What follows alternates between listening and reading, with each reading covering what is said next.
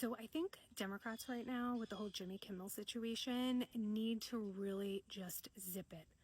Because I remember not that long ago, Roseanne Barr was literally exiled from society. I mean, she lost her show. She was in like really rough shape. Nonetheless, you can't argue or have an argument on one side and then when it happens to you, like say it's wrong. Like you're being hypocritical. So the right way to respond is just to take it by the chin. We had to deal with it for 4 years. We had to be quiet. We couldn't say anything because we were fear we were going to get ostracized. So just shut up and take it. Ah, yes, the canceling of Roseanne Barr and Jimmy Kimmel. I too, from time to time, like to compare apples to boots. 2 quick points. First of all, who was being quiet for fear of being ostracized? Where? The whole reason I'm even on TikTok is because during the Biden administration, there were so many people on the right consistently and habitually spreading disinformation that I had to make a channel to debunk all of that information. So nobody was being quiet. Maybe you were being quiet, but nobody else was. And secondly, what happened to Roseanne Barr is nothing like what happened to Jimmy Kimmel. Roseanne Barr decided to tweet something racist, and the network pulled her show because of it. Do you remember what she said? Here, let's read it.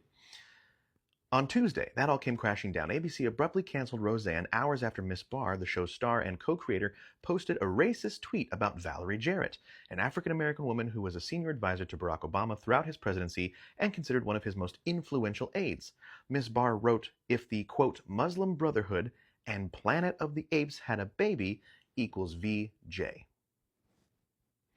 Miss Barr later apologized, but it was too late. In announcing the show's cancellation, ABC's entertainment president Channing Dungey, I don't know how to say that name, said in a statement that Roseanne's Twitter statement is abhorrent, repugnant, and inconsistent with our values. Ironically enough, Roseanne Barr's situation is the situation that everybody on the right on social media right now is trying to spin and frame as Jimmy Kimmel's situation. Oh, she was an employee for a network and she said something dumb, so she got herself fired. Same thing with Jimmy Kimmel. No.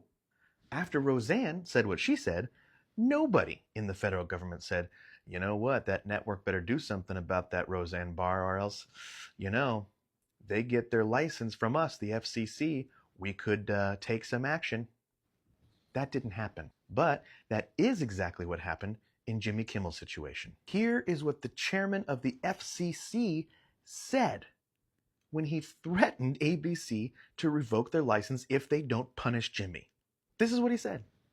They have a license granted by us at the FCC, and that comes with it an obligation to operate in the public interest. And we can get into some ways that we've been trying to reinvigorate the public interest and some changes that we've seen. But frankly, when you see stuff like this, I mean, look, we can do this the easy way or the hard way.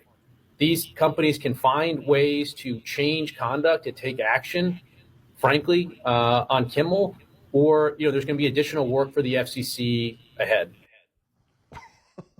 These companies can find a way to take action on Kimmel, or we can do this the easy way or the hard way. Like, does he moonlight as a mob boss? The only reason ABC pulled the plug on Jimmy Kimmel's show is because the federal government threatened to punish them if they didn't. That is a direct violation of Jimmy Kimmel and possibly ABC's First Amendment right. So please, spare us all the comparisons to Roseanne Barr or Tucker Carlson, which I'm hearing a lot. Those two people screwed up and lied and cost their company lots of money. Jimmy Kimmel said something that the government didn't like, and the federal government put pressure on Jimmy Kimmel's employer to punish him, which they capitulated, which in and of itself is terrifying, but that's a different topic. Night and day differences. Nuance and context is key, as it always is.